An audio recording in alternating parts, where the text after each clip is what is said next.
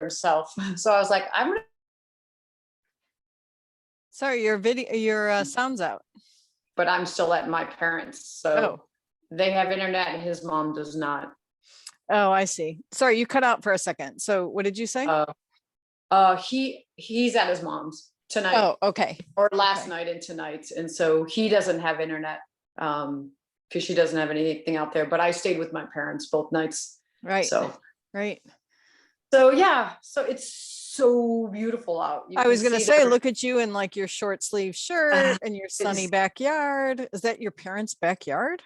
Yes. Oh my goodness. Yeah, and not too many people do fences around here. I mean, it's in a really super small town. I mean, the population's definitely less than 1,000, I bet. So nobody does really any fences, which is really nice, I think. And then they have 2 of the trees are apple trees. And so I would say most days you have deer back there. And they're right, I mean, they're like 2 houses probably from a field. So they're kind of on the corner of town, if you will. And a 2-minute walk to the bar. It's fantastic. Well, there you go. There you go. And your folks like deer? They like deer in more than one way. Yes, they always enjoy looking at them, and their freezer is full of deer. Full of deer. Yeah. Does somebody in your family hunt, or? My uncle still hunts. Right. Actually, I take that back. I don't think he hunts. I think either one of his boys or like his neighbor hunts. So the last probably 5 years, they've gotten deer or venison from somebody they know. Like, they have a friend that, they had a bunch of tags, and last year they just gave him a deer. My uncle has given him leftover venison because he got free venison. So now it's all kind of handouts, but for years, my dad hunted for years. Always, whatever the quota was, he would get it. And I would say that, I don't know the percentage wise, but I would say a good portion of those were at least, some of them were from bow and arrow. So my dad just didn't do gun, he did bow and arrow. Wow. Which is impressive. Yeah. Impressive. To take that down to there. And he didn't use a crossbow like I was gonna say, did he have like a really, some of those no. sophisticated bows are like probably more really dangerous than No, he did a compound, and then I don't know exactly what seasons they have anymore, but there's always dates reflected with when you can shoot it with a bow or a gun. They also have they had, and I'm sure they still do, it's a muzzle loading season. And so it's like the old-fashioned kind of muzzle loader. I don't know exactly what it looks like, but he also got, essentially they're not as accurate, they're older. But I know in the past he did muzzle loading as well. I don't even really know what that is. It sounds like you don't really either, huh? I don't either. I just remember him like, it's just an old gun. It's like a one-shot deal. Right. Because I think you're packed it on your own sort of. Right. But, right. So you get it or you don't.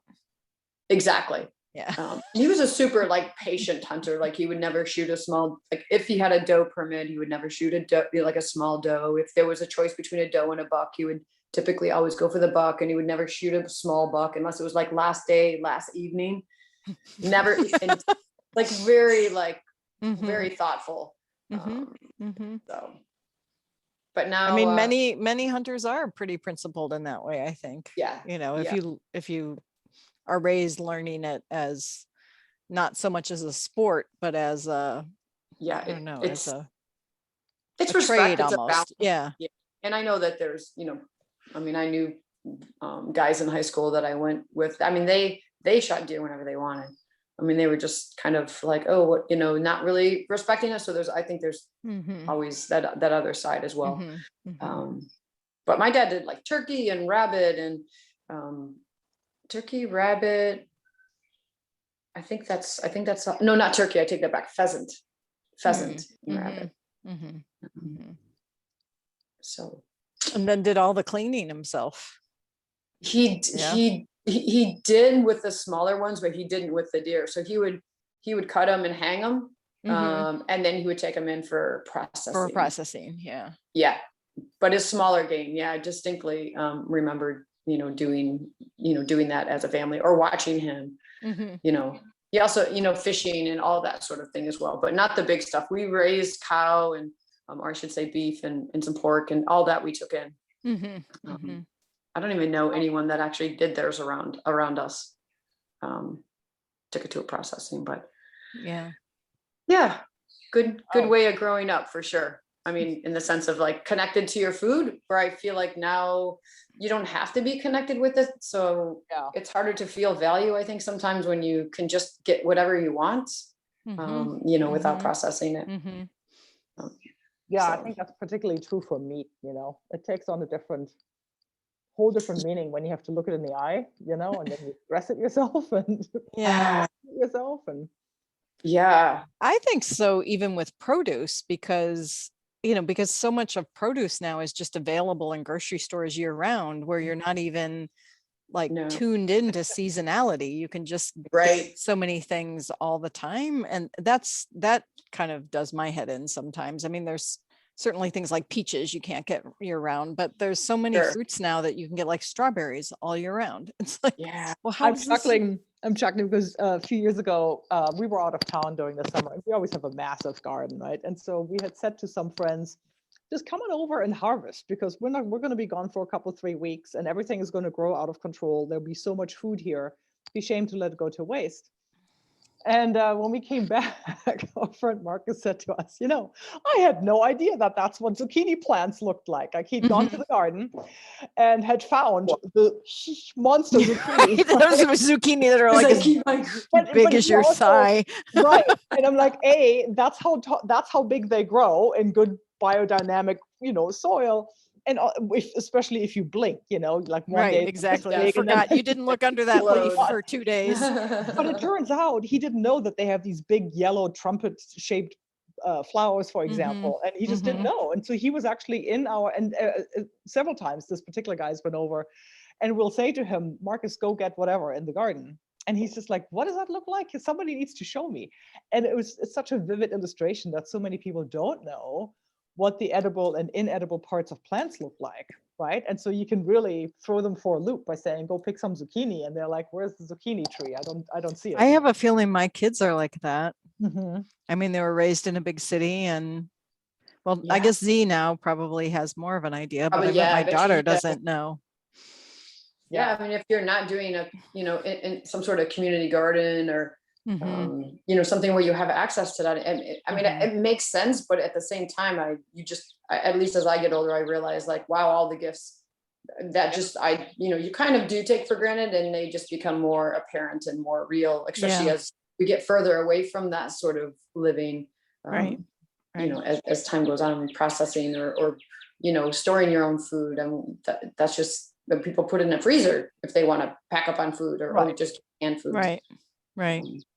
When I was a kid, we would always go to my grandma's for canning season, and we'd be, my mom would like loan us to my grandma, and we'd be like canning tomatoes and making pickles and kraut and stuff like that. I mean, I'm sure we weren't actually that much help as like 10-year-old kids, but but a little bit. Like I'm sure somewhat. I remember doing that with my parents, and they were complete greenhorns. Like they just did everything for the first time in their 30s. And so, I mean, we did it. I'm not sure how much help we were either, but I mean, I could do an apple peeler, like, kids can do that. I mean, that's kind of fun, right? That's cool that you did that. I had seen some cousins this weekend. We were telling you guys yesterday. And so, it's to not see cousins in a couple of years, and then also to sometimes go like 5 or 6 years. I mean, you don't have tons of things that you don't even know what they do. And so gardening and canning came up because we are, from the same grandparents and such. So I went off on persimmons because my cousin is she's just trying to understand canning more. And also she's following some homesteaders on social media. So have you ever heard of persimmon? She's like, sugar. Sorry, I hear, but I don't see it. That's okay. Anyways, I was just like, went off again, like I did a couple months ago, and just say like, it is like the most overlooked fruit that we have ever. Like you don't have to buy, and you don't have to buy sugar. You could make chutney and jam, and it's so easy, you know. And then I went up on steamers instead of, you know, either pressure cooking or right, boiling, doing the steamer, and how quick that is. And right. super, And you yeah, were drying them too, Dawn, right? I Yeah, did. Yeah. We didn't even get time to talk about dehydrating. Yeah, I am like, yeah, this year I am just gonna like all the Christmas gifts and like I'm just gonna do like persimmons, everything, Astrid. Just remember, like when you got that stockpile. I'm so ready. I'm ready for you. That's cool. But anyways, it was pretty funny. She had no idea. She's like, why isn't it out there? I'm like, I mean, maybe it's just not part of our culture to do persimmons. I don't know. I mean, where can they grow in Michigan? Like it's too cold. It's cold here. So I was telling, she wants to I do feel like I had them growing up in Missouri. Like we would collect persimmons in Missouri. And you had cold winters. Yeah. Maybe not quite as cold as where you are, but yeah, but cold. Yeah. Cold. I mean, you got down to 0, right? Mm-hmm. Oh, for Yeah. sure. So, okay. Sure. So and that's what I told her. I go, I have no idea, but I mean, they grow bananas in the Northwest and they just wrap them up. So you must be able to grow persimmons in Michigan if I can grow bananas in the West. So yeah, but you're not giving up on the Buckeyes, right, Dawn? hell no. Nope. No way. No. I do feel like persimmons is definitely going to be that obsession like Buckeyes was, because for me it's everything. Like it's cost effective. You know, it just makes so much sense to me to do that, and it's really good. It's not like you're like, oh, I'm going to do this because it's cheap, but it tastes like crap. Well, I told you my sister made Buckeyes again for Valentine's Day presents. What? No, yeah, she's like she's on the Buckeye, like every single excuse. It's like, oh, there's another celebration. I'll make Buckeyes. She made them for her husband's birthday, and then she made them again for Valentine's Day for her friends. That's a brilliant idea. She's better be careful though. She'd be like making them all year long. That's so cool. I know I have a couple nieces that always leverage in on Buckeyes. It's like, but we're together. Who cares? It's July. We Right. need to make them, that sort of thing. So yeah. That's great to know that's kind of spread out there a little bit more. Yep. That's cool.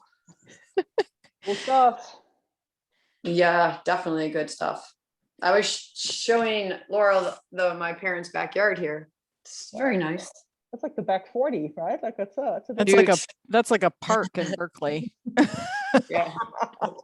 Back 40 is actually what I grew up on, was a back 40. I wish I could show you that, but yeah, this is not quite the same, but it's definitely a good second place. I mean, today my mom was gone for a couple hours, so my dad, him and I walked up to the post office and mailed something, and then went to the store and got my mom birthday cards, and like it's just so nice. Like you can just walk, so it's great for him. And every time we go out, he's like, I sure do love being in town. And I'm like, yep. Like, sure miss the farm. Yep. Like every time. So it's very sweet. Rosaline is like a town of 1,000 people. Town. Super, like, postmaster asks, how's your mom doing?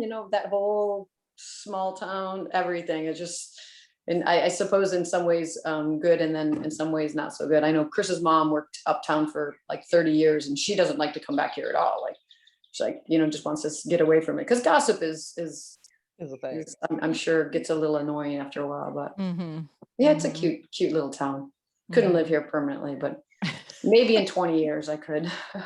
So do you guys have a return date now, Dawn? Do you already have a flight home, or? Yep. So we're splitting up again. And so you're going first, and then Chris is coming, right? Yeah. So I'm going to leave a week from today. And so, and then he leaves, it's Sunday. I think it's the 10th or 11th. So just about 12 days behind me. Yeah. And so he really wanted to wait for better weather. And he also wanted to wait for his mom to be vaccinated.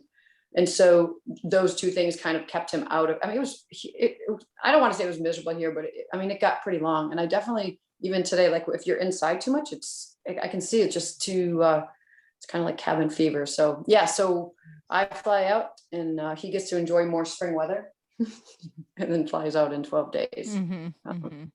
And then my brother comes in 10 days after I leave. So that will Right. help Yeah. You were saying that he comes in. transition, and then we'll come back again. We'll come back again in July for probably 3 weeks. And and spend some time again, and then back for Christmas. And so we'll probably start coming home a little bit, probably 3 times a year instead of twice. Yeah. And then we'll just see how long everything out lasts. So can't predict the future, right, Astrid? How things are going to turn out. I have no idea how long things will be able to be sustained here, but I think they have a year, maybe. I don't know. We'll see. I'm entering that next circle of hell of looking after my mother remotely from here in Germany. So that's what made the nap necessary yesterday. It just all got too much. Did you make contact with a lawyer? I know you were looking at. I mean, there's sort of the whole, like, it precipitated the whole thinking about, what do we do about long-term care insurance and so on. But no, I'm still in the weeds of setting up power of attorney for myself, so I can help her with stuff in Germany and talk to her friggin' doctors, because nobody will talk to you unless you. But she can give you access. No, is that what it's like? I mean, because I can talk to all my parents' doctors. Yeah, but she's been handed off to so many doctors, right? And so I now have all that. I'm talking to another doctor tomorrow, and it's just like the whole. And in the meantime, we got a new diagnosis, which is a bummer. So, oh no! And it's like, So we're looking at some kind of a situation where she goes from the hospital probably into some sort of assisted living facility. Okay. So that's all coming this spring. And that's where it becomes so dicey, right? Like, it might be the better choice, but I on that personal level, or that, I mean, it's got to be so hard. I mean, today was the first day my dad has said anything about his memories. Like, I'm losing it. And it's been, 2 months. Now, he's told me that over the years, because he knows it. I think it comes in and out of the awareness. This is the first time today he told me. Yeah, what was rough, what got me down yesterday was I heard my mom for the first time in literally decades say that maybe she wasn't going to get to do all the things that she had imagined she would do by herself. And it's hard to know. It's hard to know if that's going to be the downer that sets her on this path to the end, or what I'm hoping is that she finally lets go of all the psychic baggage, that she's been dragging around for like the 5 decades that I've known her, and just gives herself permission to just enjoy, just be, and just let go of all the crap that she didn't get to clean up, and let me do it and move to a nice place and have some happy times. But it's really hard to know which way she's going to go. Right. Yeah, it is really hard. And I don't know. That realization, that moment of like, oh shit, she's actually beginning to admit that maybe she can't, it's not going to, like, her life plan now requires a major revision. Yeah. I can't imagine that. Like, having that sort of realization, like, oh yeah, it's tough. Yeah. Fun times. And I guess all of us will have that realization one day ourselves. That's when it like kind of does your head in. It does. No, for sure. Well, I mean, that's what got me thinking about our own situation at long-term care and all that jazz. Like, oh my God, I really do not want to create this level of headache for our kids. Yeah, no, it's so important for sure.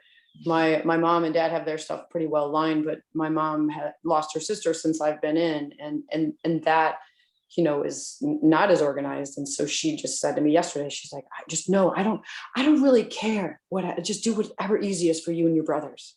Right. Like, cause she's watching my cousins, handling this. And so you're right. You just want to make everything as smooth as possible for anyone that has to deal with anything that you have. Right. Yeah. Yeah. On a lighter note, I was listening to a Michael Pollan talk about the use of psychedelics in therapy, which has been very uplifting and interesting. I can share it after. It's a couple years old actually, but super interesting, talking about the brain and the rewiring and what they've seen. Michael Pollan? Pollan wrote a book on acid, basically, right? Yes. So it's a talk that he did 2 years ago. It's on YouTube, and I actually can. I have it something on queued up here. Spotify. It's called How to Change Your Mind. It's talks on Google, I guess. So How to Change Your Mind, Michael Pollan, Pollan. And it's from 2 years ago. But Can you it's spell pretty the last name? Pollan. Pollan. Oh yeah. And so really interesting because like, you know, for me, I love to understand like, what is it? And part of it they don't know. And this is the whole idea of like getting more studies done. And there might be further research than what he has here. And we know that we're in the midst of all of these studies now being really, but he gives a little backdrop of the history of it and why in the 1950s, like there was tons of, they started doing studies in the 50s. And anyway, so he talks a little bit about that. And then also, you know, explaining what structurally is happening in the brain. And so he does it in such a way that gives you a clear vision of like, oh, that's what happens. And he's doing a Q&A. I'm only halfway through right now. So there's students there. And so it's, you know, they're asking questions. So it also helps kind of facilitate more conversation. So along that sort of line, I'm thinking like my brother, who is really into this, he keeps on saying, did you slip mom and dad any yet? I'm like, no. I'm like, I'm not going to slip them any. I'm like, that is your job. I am not taking responsibility. Dosing your parents. He wants to microdose them. I was like, yeah, a little microdose. I am not microdosing, no way to them. I'm not doing that. So he's just so funny. He's like, I think it'll help him. I'm like, I know it'll help him. I think at this point it may help me. Yeah, no, I mean, listening to it and like just hearing what you were saying about your mom, and you know, obviously this is part of what, you know, they're studying, and it structurally changes it, but it doesn't like necessarily do it all the way unless you can follow it up afterwards. But it does give you a new perspective, essentially what it is.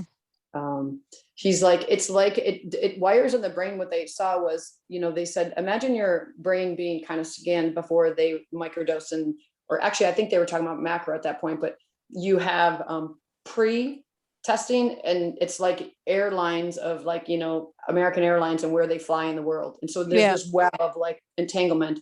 And then after, you know, or during it, as it takes effect, it's like, you know, a small city transit bus system where it's just very, you know, very organized, not chaotic at all. So he's like, and you'll hear it, but there's parts of your brain that usually have to go to the center to, you know, kind of be digested, you know, kind of where our ego is at or where our perspective is at. What they're saying is like, they think that whatever it is actually communicating with each other instead of having to go into this particular. So super fascinating. Yeah, I was just looking him up on Spotify. He's the guy who wrote the Omnivore's Dilemma. Yes. Right. Yes. Eat food, not too much, mostly plants. That was like the tagline for it. Yes, exactly. Rosalind, you're on mute. If you've been chatting along to us the whole time, we haven't heard a word you said. And I can barely see my screen because of the sun. It was because of the dogs. I was only going, Yeah, I saw you nodding your head, but I think I just saw you speak. Yeah, that was a good book. I remember seeing that book. Yeah. I mean, that was 10 years ago. Yeah, 5-10 years ago. Yeah. Oh, did you read it, Laurel? Yeah. I'm like the person who listens to the podcast and pretends like I read the book. So did you listen to it?